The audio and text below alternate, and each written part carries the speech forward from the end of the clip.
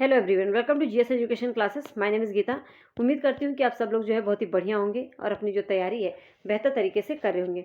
आज हम डिस्कस करने वाले हैं क्लास 6 की एनसीईआरटी की बुक। एनसीईआरटी की बुक में ज्योग्राफी का चैप्टर 6। ठीक है, 6 चैप्टर के बाद जो है आपका 2 चैप्टर रह जाएगा, 7 और 8। उसके बाद जो है क्लास 6 की ज्योग्राफी भी आप लोगों की कंप्लीट हो जाएगी। 7th क्लास की ज्योग्राफी ऑलरेडी हम कंप्लीट कर चुके हैं, 6 क्लास की हिस्ट्री कंप्लीट हो चुकी है। अब जो हम चैप्टर नेक्स्ट स्टार्ट करेंगे वो 8th क्लास की ज्योग्राफी और 7th क्लास की हिस्ट्री स्टार्ट होगी। देन नेक्स्ट वीक से जो है आप लोगों की सिविक्स की क्लासेस भी स्टार्ट हो जाएंगी। ठीक है, इसलिए जो है आने वाले 3 दिन जो है बैक टू बैक जो है आप लोगों की ज्योग्राफी की क्लास होगी, जिससे कि ये 6 क्लास की जो ज्योग्राफी बची हुई थी 3 चैप्टर, ये जो है आप लोगों के कंप्लीट हो जाए। तो अगर आप जिन लोगों का भी सी टेट पेपर 2 एसएसटी हो, उनके लिए जो है ये क्लासेस बहुत ही इंपॉर्टेंट होने वाली है। आप लोगों को बता दूं, अगर आपको एसएसटी में एक अच्छा स्कोर करना है तो आपके लिए जो है एनसीईआरटी की बुक जो है मेन है। आप विदाउट एनसीईआरटी पढ़े आप सोचें कि अगर एक अच्छा स्कोर कर ले तो ये पॉसिबल नहीं है, क्योंकि अब एनसीईआरटी में बस फैक्चुअल क्वेश्चन नहीं आते। आप लोगों को बता दूं, कथन और कारण बेस्ड क्वेश्चन आते हैं, स्टेटमेंट बेस्ड क्वेश्चन आते हैं, जिसमें कि आप लोगों को चीज़ें जो है अच्छे से कॉन्सेप्ट जो है क्लियर होना चाहिए। तो यहाँ पर जो है मैं एनसीईआरटी एकदम बेसिक से टू दी पॉइंट्स में आप लोगों को खुद पढ़ा रही हूँ। पीडीएफ के थ्रू भी पढ़ाती हूँ, बुक के थ्रू भी पढ़ाती हूँ। अगर मैं बुक के थ्रू पढ़ा रही हूँ तो कई लोगों को ऐसे, क्योंकि बहुत सारे लोग ऐसे पढ़ाते हैं बस उसको रीड कर देते हैं। जब मैं पढ़ाऊंगी तो आप लोगों को चीज़ें क्लियर हो जाएंगी, आप लोगों को खुद पता चलेगा कि मैं बता कैसे रही हूँ, क्योंकि समझना बहुत ज़्यादा जरूरी है, जिसमें कि मैं समझाऊंगी आप लोगों को हर एक चीज़ जो है बेसिक से चीज़ें बताऊंगी, जिससे कि आपका कॉन्सेप्ट क्लियर हो जाए और आप जो है एक अच्छा स्कोर कर सकें। मेरी पूरी कोशिश रहेगी। ठीक है, तो चलिए स्टार्ट करते हैं। और हाँ, अगर आप चैनल पर नए हैं तो चैनल को सब्सक्राइब कर सकते हैं, अगर एनसीईआरटी एकदम बेसिक से टू दी पॉइंट्स में पढ़ना चाहते हैं तो। ये जो पीडीएफ है मैं टेलीग्राम पे आप लोगों के साथ शेयर कर दूंगी, लिंक जो है आपको डिस्क्रिप्शन बॉक्स में मिल जाएगा। ठीक है, तो ये सब तो रही बातें, अब कर लेते हैं हम काम की बात। तो देखिए, पृथ्वी के प्रमुख स्थल रूप। ठीक है, एकदम बेसिक से इसे जो है मैं समझाने वाली हूँ, जिससे कि आप लोगों का अच्छे से कॉन्सेप्ट क्लियर हो जाए। तो अगर इसमें क्या है, पृथ्वी के प्रमुख स्थल रूप, तो अगर मैं बता दूं, जो हमारी पृथ्वी है इस पे अनेक स्थल रूप पाए जाते हैं, बहुत से स्थल रूप पाए जाते हैं, लेकिन इन प्रमुख स्थल रूपों में से आपको केवल 3 स्थल रूपों के बारे में पढ़ना है। एक तो होता है पर्वत, दूसरा होता है पठार और तीसरा होता है मैदान। ठीक है, जो पर्वत है आप क्या देख रहे हैं कि आधार इसका चौड़ा है और जैसे जैसे ऊपर गए शीर्ष जो है इसका नुकीला है। पठार जो होता है आप लोगों को ऊबड़ खाबड़ दिखाई देगा, लेकिन समतल भूमि से जो है क्या है, ये ऊंचा उठा हुआ होता है। और यहाँ पे जो है ये पठार से जो है नीचे क्या होता है, ये मैदान। अब ये जो पर्वत होता है ना, याद रखिएगा, ये जो है 800 से 1000 मीटर, मतलब 800 से या 1000 मीटर से अधिक ऊंचाई वाले जो होते हैं वो पर्वत कहलाते हैं। तो यहाँ पे मैं 1000 बस लिख देती हूँ, मीटर की ऊंचाई वाले। जो ये पठार होता है ये बोला जाता है 200 से 500 मीटर की ऊंचाई पर होते हैं। ठीक है, और जो मैदान होते हैं 200 मीटर की ऊंचाई पर। लेकिन पर्वत और पठार के बीच में आता है पहाड़ी। क्या आता है, पहाड़ी। आप लोगों को यहाँ पे दिख रहा होगा, पहाड़ी के बारे में क्या होगा, आसपास की भूमि से थोड़ी सी ऊंची उठी हुई होती है। 600 मीटर से अधिक ऊंचाई या खड़ी ढाल वाली जो पहाड़ी होती है को क्या कहा जाता है, पर्वत। मतलब 600 मीटर से, ऐसे बोला जाता है पहाड़ी जो है ना, 600 मीटर से लेके 1000 मीटर, मतलब 800-900 मीटर तक की जो होती है वो पहाड़ी होती है। उसके बाद जो है पर्वत का निर्माण होने लगता है। तो ये तो इसके बारे में बेसिक नॉलेज थी। और आप लोगों को बता दूं, जो ये स्थल रूपों का आपने तो देख लिया कि ये 3 स्थल रूप है। अब इन 3 स्थल रूपों में से जो पर्वत है, पठार है, इससे बहुत ही अच्छे क्वेश्चंस बनते हैं, जिससे कि बार बार क्वेश्चंस आते हैं। उसको जो है मैं चैप्टर पढ़ाऊंगी ना, तो उसको जो है उसके बारे में आप लोगों को चीज़ें जो है क्लियर करते हुए चलूंगी। तो अगर आप लोग सीटेट में एक अच्छा स्कोर करना चाहते हैं, इस तरीके से पढ़ना चाहते हैं, तो चैनल को सब्सक्राइब कर सकते हैं। अदरवाइज जो है कैसे भी पढ़िए, बस याद रखिएगा एनसीईआरटी को फॉलो करना है। ठीक है, तो अगर मैं बताऊं कि इन स्थल रूपों का निर्माण कैसे होता है, तो आप लोगों को जब मैंने महाद्वीप चैप्टर पढ़ाया था तब मैंने बताया था, जो हमारे महाद्वीप है, पृथ्वी के अंदर जो है 7 प्लेटें, एक तरह से मान लो 7 प्लेटों पर जो है ये सभी महाद्वीप जो है अपनी अपनी प्लेट पर हैं। ठीक है, तो जो हमारी पृथ्वी के अंदर जो ये प्लेटें हैं ना, ये लगातार जो है आपस में एक दूसरे से टकराती रहती हैं। मतलब इन प्लेटों में लगातार क्या हो रही है, गति हो रही है। और ये पृथ्वी के अंदर जो है ये गति जो है ये लगातार होती है। ठीक है, इसी के कारण जो है स्थल रूपों का निर्माण होता है।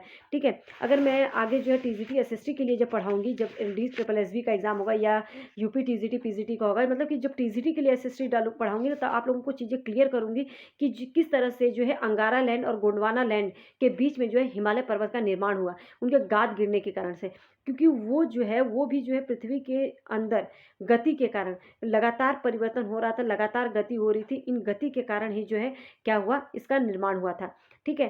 तो हमने क्या देखा कि जो पृथ्वी की प्लेटें जो है लगातार टकरा रही हैं और टकराने के कारण जो है इन प्लेटों में जो है लगातार गति हो रही है, इसीलिए टकरा रही हैं और उससे ये जो टकराहट है, इस टकराने के कारण जो है अस्थल रूपों का निर्माण होता है। तो ये 2 क्रियाओं से होता है, एक आंतरिक प्रक्रिया कौन सी होती है? पृथ्वी के अंदर जो गति हो रही है उसे आंतरिक प्रक्रिया कहते हैं और जो बाहर होगी उसे बाह्य प्रक्रिया कहेंगे। ठीक है। तो पहली प्रक्रिया जो है वो आंतरिक प्रक्रिया के कारण बहुत से स्थानों पर पृथ्वी की सतह कहीं ऊपर उठ जाती है और कहीं नीचे धंस जाती है। किसके कारण? आंतरिक प्रक्रिया के कारण। और बाह्य प्रक्रिया की अगर बात करूं तो बाह्य प्रक्रिया के कारण भी लगातार जो है जो हमारी पृथ्वी है, मतलब जो स्थल रूप है वो हमेशा बनने और टूटने की प्रक्रिया होती रहती है।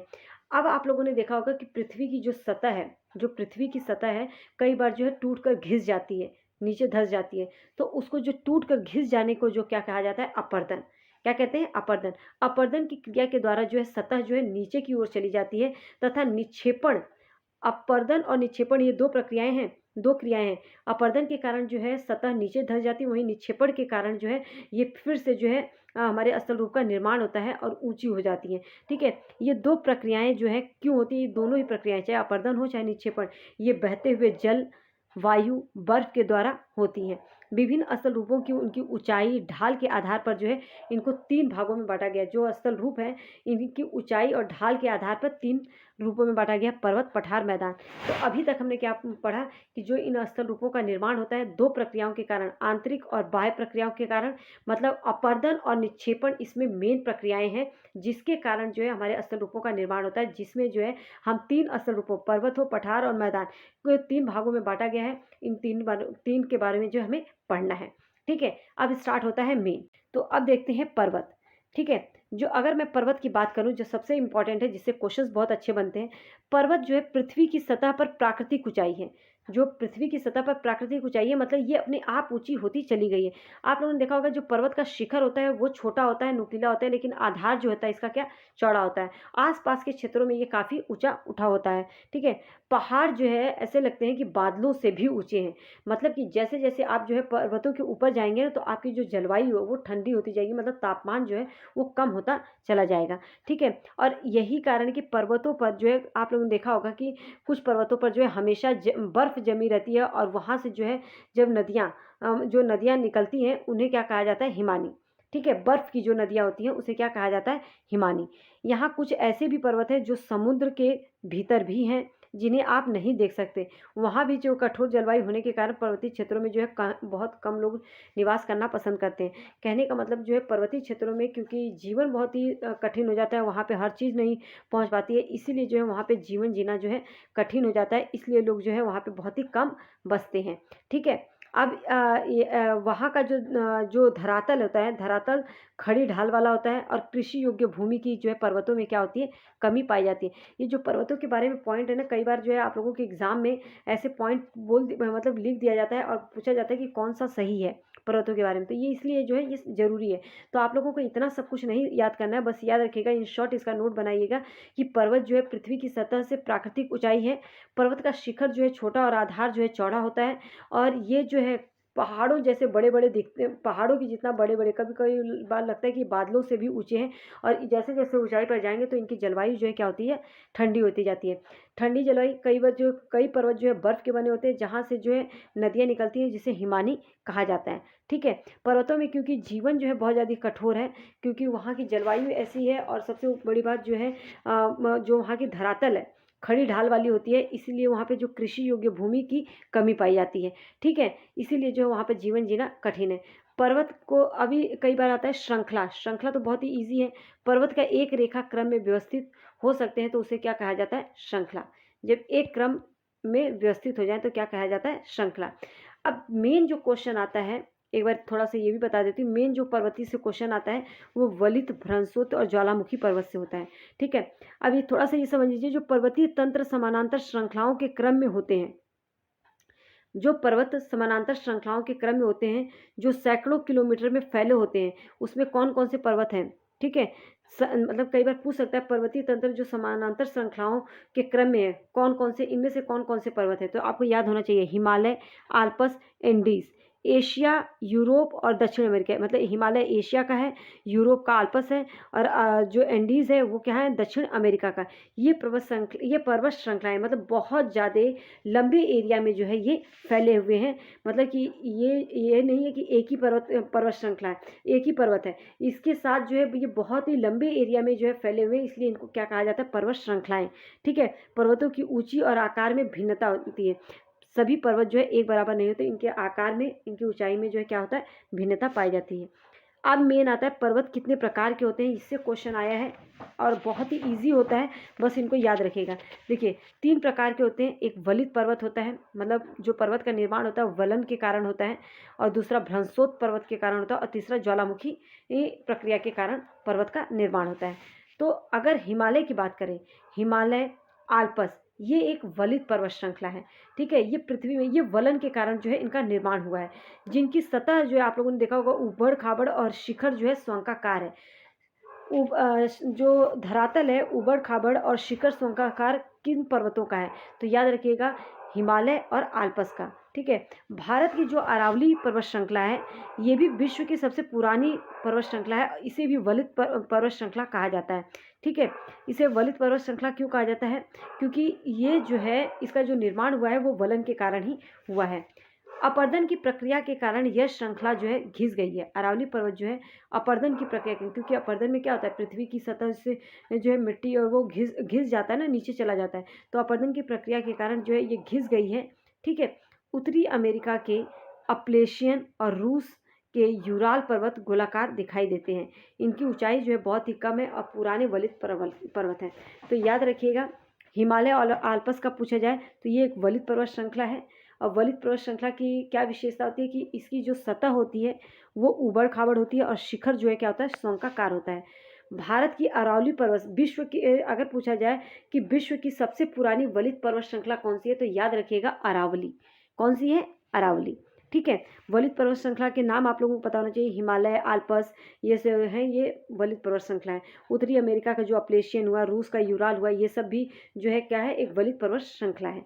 ये याद रखिएगा, वलित पर्वत श्रृंखलाओं के सबके नाम आपको पता होना चाहिए। ठीक है। अब आ जाता है भ्रंशोत पर्वत क्या होता है। भ्रंशोत पर्वत की बात करें, भ्रंशोत पर्वत तो जब बहुत पृथ्वी का जब बहुत बड़ा भाग टूट के नीचे धंस जाता है, तो और एक भाग जो मतलब ये ऊर्ध्वाधर रूप से जो है विस्थापित हो जाता है, तो इसे भ्रंशोत पर्वत का निर्माण होता है।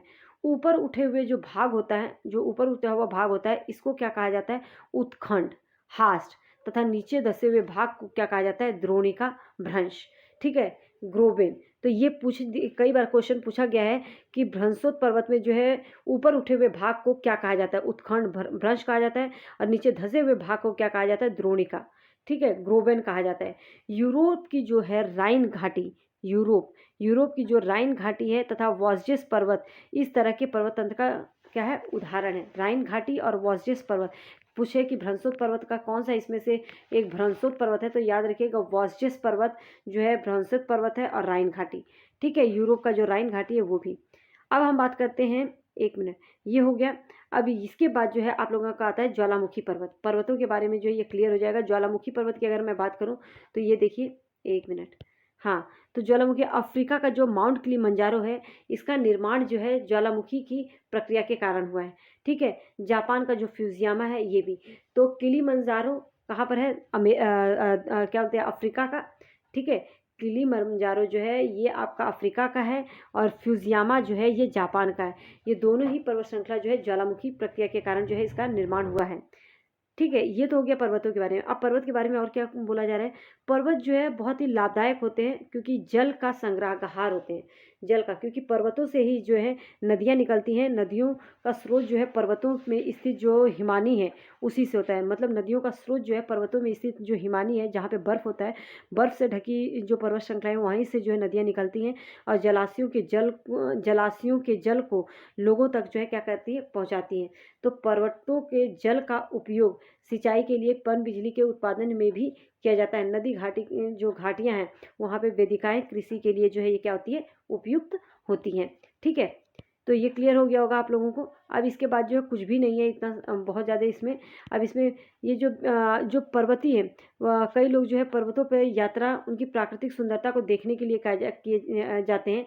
और कई लोग जो है विभिन्न प्रकार के खेल जैसे paragliding, hang gliding, river rafting तथा स्कीइंग पर्वतों पर प्रचलित खेल है ये, जो कि लोग खेलते हैं। पर्वत के बाद हमारा आ जाता है क्या, आपका आ जाता है पठार। आपको एक चीज़ ये भी देख लीजिए, ये है ज्वालामुखी। अत्यधिक दाब से जो है मैग्मा का निर्माण होता है। ठीक है, ज्वालामुखी का जो सबसे ऊपर वाला भाग है इसे क्या कहते हैं, गैस युक्त जो है बादल निकल रहा है। ठीक है, इसके अंदर से ये आप देख सकते हैं, ये लावा बम निकल रहा है। किनारों से निकलती पिघली चट्टानों में लावा कहलाती है, मतलब किनारों से जो निकलती है, किनारों से निकलती पिघलती जो चट्टान है उनसे जो निकलती है वो क्या कहलाती है, लावा। ठीक है, बात करते हैं पठार की। पठार क्या है, तो पठार जो है हमारी जो नॉर्मल भूमि होती है उससे थोड़ा सा उठी हुई और सपाट होती है पठार। ठीक है, किसी भी पठार का एक या एक से अधिक किनारे हो सकते हैं। इनके ढाल जो है खड़े होते हैं, जो पठार होते हैं इनके ढाल जो है खड़े होते हैं और इनके किनारे जो है एक या एक से अधिक हो सकते हैं। समझ में आ गया होगा यहाँ तक। पठारों की जो ऊंचाई है प्रायः कुछ 100 मीटर से लेकर कई हज़ार मीटर तक हो सकती है, लेकिन ये ऐसा नहीं है। जो इसकी ऊंचाई होती है पठारों की, बोला जाता है 200 से लेकर 500 मीटर की जो है ऊंचाई तक को जो है पठार कहा जाता है। पर्वतों की तरफ पठार में भी जैसे पर्वत पुराने और नए होते हैं वैसे ही पठार भी पुराने और नए हो सकते हैं। जो भारत का दक्कन पठार है, दक्कन पठार ये पुराने पठारों में से एक है। तो भारत के पुराने पठार ने सबसे पुराना पठार अगर पूछा जाए तो कौन सा है, दक्कन पठार। ठीक है, इसी तरह से केनिया, तंजानिया, युगांडा का पूर्वी अफ्रीका पठार, ऑस्ट्रेलिया का पश्चिमी, देखिए केनिया, तंजानिया, युगांडा का पूर्वी अफ्रीकी पठार, ऑस्ट्रेलिया का पश्चिमी पठार इस प्रकार का क्या है, एक उदाहरण है। समझ में आ गया। इसी तरह से अगर मैं बताऊं तिब्बत की पठार की बात करूं, जो तिब्बत का पठार है विश्व का सबसे ऊंचा पठार कहा जाता है। ठीक है, तो क्या आप लोगों ने देखा, मैंने आप लोगों को जब ये पढ़ाया था ये बताया था ना पर्वत और उसके बाद पठार, तो पठार के बारे में यही बताया थोड़ी सी उठी हुई और ये सपाट भूमि होती है, लेकिन आसपास के क्षेत्रों से अधिक उठा होता है, इसीलिए इसके भाग जो है बोला जाता है ये मेज के समान बोला जाता है। कि और एक चीज़ याद रखिएगा, जो पठारों की ऊंचाई है कुछ 100 मीटर से कुछ 100 तक होती है, ये भी मैं ऑलरेडी बता चुकी हूँ। भारत का जो दक्कन पठार है सबसे पुराना पठार है, इसको लिख लीजिए। ठीक है, भारत का सबसे पुराना पठार कौन सा है, दक्कन का पठार। दक्कन के बारे में और भी फैक्ट्स हैं। ठीक है, और उसके बाद जो है आपका केनिया, तंजानिया, युगांडा, ये जो है अफ्रीका में, पूर्वी अफ्रीका में। ऑस्ट्रेलिया का पश्चिमी पठार भी बहुत ज़्यादा इंपॉर्टेंट है। जो तिब्बत का पठार है विश्व का सबसे ऊंचा पठार, विश्व का सबसे ऊंचा पठार आए तो क्या है, तिब्बत का पठार। इसकी ऊंचाई 4000 से 6000 मीटर की है। ठीक है, पठार जो है बहुत ज़्यादा उपयोगी होते हैं। इसके बारे में, पठार के बारे में बताया कि पठार जो है बहुत ज़्यादा, जिस तरह से जो है पर्वत उपयोगी होते हैं कि पर्वत में बर्फ़ के कारण जो वहाँ से नदियों का निर्माण होता है, उसी तरह से पठार में भी बहुत ज़्यादा उपयोगी होते हैं, क्योंकि यहाँ पे खनिजों की क्या होती है, प्रचुरता पाई जाती है। यही कारण है कि विश्व के बहुत से खनन क्षेत्र जो है पठारी भागों में स्थित है। मतलब बहुत सारे जो खनन क्षेत्र है वो कहाँ पे, पठारी भागों में स्थित है, क्योंकि वहाँ पे जो है खनिजों की प्रचुरता पाई जाती है। अफ्रीका का पठार जो है, इसी तरह से जो अफ्रीका का पठार है वहाँ सोना, हीरो के खनन के लिए जो है प्रसिद्ध है। भारत में छोटा नागपुर का जो पठार है, भारत का छोटा नागपुर का पठार, यहाँ पे लोहा, कोयला, मैग्नीज के लिए। तो अगर आप लोगों से पूछे कि सोना या हीरो के लिए कौन सा पठार, तो अफ्रीका का पठार है। ठीक है, अगर पूछे कि छोटा नागपुर पठार किस चीज़ लिए, किस यहाँ पर क्या पाया जाता है, तो लोहा, कोयला, मैग्नीज। कहाँ पर, छोटा नागपुर के पठार में जो है क्या पाया जाता है, लोहा, कोयला, मैग्नीज का बहुत बड़ा भंडारण पाया जाता है। जो चीज़ मैंने अंडरलाइन किया है ये बहुत ही इंपॉर्टेंट है, आप लोगों को अलग से वो अंडरलाइन करने की जरूरत नहीं है, बस आप लोगों को देख कर एक बार पढ़ना है। और बहुत ज़्यादा ये हार्ड नहीं है। जिस तरह से आप लोगों ने पर्वत पढ़ा, कुछ फैक्ट्स पर्वत और कुछ जो है पठार के जो है इंपॉर्टेंट है। पठार में कौन कौन से पठार कहाँ पर है, सबसे पुराना कौन सा पठार है, विश्व का सबसे पुराना पठार कौन सा है, ये जो है क्वेश्चंस आते रहते हैं। ठीक है, पठारी क्षेत्रों में बहुत सारे जलप्रपात, जैसे कि पर्वतीय क्षेत्रों में आपको नदियाँ निकलती हुई दिखाई देती हैं, वैसे ही जो पठारी क्षेत्र हैं वहाँ पे जो है क्या दिखाई देता है, जलप्रपात, वाटरफॉल। तो पठारी क्षेत्रों में बहुत से जलप्रपात हो सकते हैं। और यहाँ नदियाँ बहुत जो है, जैसे यहाँ जो नदियाँ हैं बहुत सारी बहुत ज़्यादा ऊंचाई से गिरती है, इसलिए जो है इनको क्या कहा जाता है, जलप्रपात। ठीक है, और कौन कौन से जलप्रपात है ये इंपॉर्टेंट है, याद रखिएगा। छोटा नागपुर पठार पर स्वर्ण रेखा नदी पर स्थित, जो छोटा नागपुर पठार है ना, ये स्वर्ण रेखा नदी पर स्थित है। तो यहाँ पे स्थित जो हुंड्रू जलप्रपात है, ठीक है, स्वर्ण रेखा नदी पे कौन सा, हुंड्रू जलप्रपात। कर्नाटक में जोग जलप्रपात, इस प्रकार के जलप्रपातों का उदाहरण है। अगर लावा के पठार की हम बात करें तो काली मिट्टी की जो है लावा का जो पठार है, मतलब ज्वालामुखी की प्रक्रिया के कारण जिस पठार का निर्माण होता है, वहाँ पे जो है किसकी प्रचुरता पाई जाती है, काली मिट्टी की प्रचुरता पाई जाती है, जो कि उपजाऊ होती है, खेती के लिए काफ़ी अच्छी होती है। कई पठारों में जो है रमणीय स्थल होते हैं, जो पर्यटकों को बहुत ज़्यादा जो है क्या करते हैं, आकर्षित करते हैं। ठीक है, तो अब ये तो हो गया था आपका पठार। अब हम बात करेंगे मैदान के बारे में। मैदान भी बहुत ही इजी है। मैदान जो है आप लोगों को बताया था कि ये समतल भूमि और बहुत बड़े भाग में होती है। मध्य इसकी जो है 200 मीटर से अधिक ऊंचे नहीं होते, ठीक है, जो कि ऑलरेडी मैं बता चुकी हूँ। मैदान काफ़ी समतल होते हैं, लेकिन मैदान का सबसे अच्छी बात क्या है कि अधिकांश मैदानी नदियाँ जो है उनकी सहायक नदियों के द्वारा बने होते हैं। अधिकांश मैदान नदियाँ उनकी सहायक नदियों के द्वारा बने होते हैं। ठीक है, अगर बात करें तो ये देखिए, जो नदियाँ हैं पत्थर, बालू, सिल्ट को अपनी घाटियों से जो है बहा कर लेकर आती हैं, और ये घाटियों में क्या कर देती हैं, मतलब जो नदियाँ हैं पत्थर, बालू, सिल्ट को बहा कर लेकर आती हैं और ये जो है घाटियों में निक्षेपित कर देती हैं। इन्हीं निक्षेपों से मैदानों का क्या होता है, निर्माण होता है, और कुछ जो उसके आसपास की जो क्षेत्र है वो बहुत ज़्यादा उपजाऊ हो जाते हैं। मैदान बहुत अधिक उपजाऊ होते हैं, यहाँ परिवहन के साधनों का निर्माण करना आसान होता है। मैदान विश्व के सबसे अधिक जनसंख्या वाले भाग जो है यहाँ पे बसते हैं। विश्व का सबसे अधिक जनसंख्या जो मैदानी भागों में रहना पसंद करता है। नदियों के द्वारा जो बनाए गए कुछ बड़े मैदान एशिया, उत्तरी अमेरिका में पाए जाते हैं। एशिया में स्थित जो एशिया है ना, एशिया में स्थित भारत में गंगा ब्रह्मपुत्र का मैदान जो है सबसे बड़ा है। ठीक है, यहाँ पे बोला ना नदियों द्वारा बनाए गए कुछ बड़े मैदान जैसे एशिया और उत्तरी अमेरिका में पाए जाते हैं। तो एशिया में जो है ना, भारत में जो है गंगा और ब्रह्मपुत्र का मैदान, और चीन में जो है यांगसे नदी का मैदान सबसे प्रमुख उदाहरण है इसके। ठीक है, इसके अंदर और बाकी कुछ नहीं है। भारत में जो है गंगा का मैदान देश का सबसे अधिक जनसंख्या वाला, अगर आए क्वेश्चन कि देश का सबसे अधिक जनसंख्या वाला कौन सा मैदान है, तो भारत में, तो याद रखिएगा भारत में गंगा का मैदान जो है सबसे अधिक जनसंख्या वाला वो क्या है, क्षेत्र है। ठीक है, तो यहाँ तक तो जो चीज़ें क्लियर हो गई होंगी। अगर वीडियो पसंद आ रही हो तो प्लीज़ हिट लाइक बटन। और कई बार जो है बताते बताते जो है मैं बहुत ज़्यादा तेज़ बोल देती हूँ, क्योंकि यहाँ पर जो है आप लोगों को चीज़ें बस समझानी है। ठीक है, तो हो जाता है। देखिए, अगर आगे देखते हैं स्थल रूप और लोक। स्थल रूपों की विभिन्नता के अनुरूप ही मानव जो है, मतलब जैसे जैसे स्थल रूप होते हैं उसी के अनुसार जो है मानव जो है बसते हैं, अपने जीवन का यापन करते हैं। तो आप लोगों ने देखा होगा कि पर्वतीय क्षेत्रों में क्योंकि वहाँ पे जो है जीवन बहुत ही कठिन है, वहाँ पे चीज़ें जो है वहाँ पे कृषि योग्य भूमि इतनी नहीं है, तो वहीं पर जो है लोग बसना कम पसंद करते हैं। वहीं पर मैदानी क्षेत्रों में जो है जीवन पर्वतीय क्षेत्रों की तुलना में बहुत ही सरल है। तो मैदानों में जो है फसलों को जो फसलें हैं उसको जो है उगाया जा सकता है। घर बनाना, सड़क बनाना, ये जो है बहुत ही आसान होता है, पर्वतीय क्षेत्रों की तुलना में बहुत ही आसान होता है।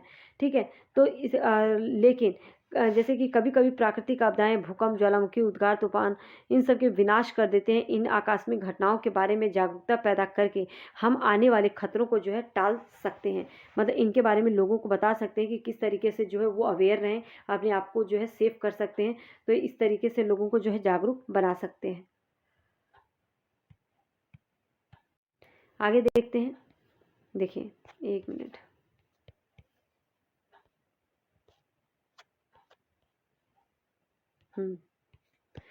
कितने तरीके से जल और स्थल का उपयोग में लाया जा सकता है। जो जल है, जल एवं स्थल को उपयोग में लाया जा सकता है, इसका पता जो है आसपास के क्षेत्रों से आप लगा सकते हैं। ये जो है बताया गया है, एक नॉर्मल सी बात है। उपजाऊ भूमि पर मकानों का निर्माण करना जो है सबसे ज़्यादा बेकार होता है। मतलब कि अगर आप, ये आप पर डिपेंड करता है कि आप स्थल का प्रयोग किस तरीके से कर रहे हैं। अगर कोई खेती की ज़मीन है, उपजाऊ भूमि है, और वहाँ पे अपना घर बना के रह रहे हैं, तो ये जो है सरासर जो है गलत है। ठीक है, ये आप उस भूमि का जो है क्या करते हैं, मिस यूज़ करें, मतलब सही उसका निर्माण नहीं कर रहे हैं। वहाँ पर हम लोग कूड़ा किसी भी भूमि पर, यानी पानी में फेंक देते हैं, भूमि पर फेंक देते हैं, तो ये क्या हो रहा है, ये इसे हम गंदा कर रहे हैं। हमें प्रकृति के इस महत्वपूर्ण वरदान का उपयोग करना चाहिए, ना कि दुरुपयोग। ठीक है, तो इस तरीके से जो है इसके अंदर जो है चीज़ें बता रखी हैं। और आप लोग बता दें, ये चैप्टर से जो है सबसे ज़्यादा जो क्वेश्चन होता है पर्वत और पठार से आते हैं, जो कि आप लोगों को किस किस टाइप के क्वेश्चन बनते हैं वो ऑलरेडी मैं आप लोगों को बता चुकी हूँ। साथ ही हम लोग जो है जो प्रीवियस ईयर के क्वेश्चन है उसको भी डिस्कस करेंगे। और ये जो है आपका जो सेशन चल रहा है, मतलब एनसीईआरटी का जो चल रहा है, ये तो चलेगा ही, साथ में जो है आपके प्रीवियस ईयर क्वेश्चन भी अब मैं स्टार्ट करूँगी जल्द ही। तो बस आप लोग सपोर्ट करते रहिए, जुड़े रहिए, डेफिनेटली यहाँ से आप लोगों को एक मदद मिलेगी। All the best.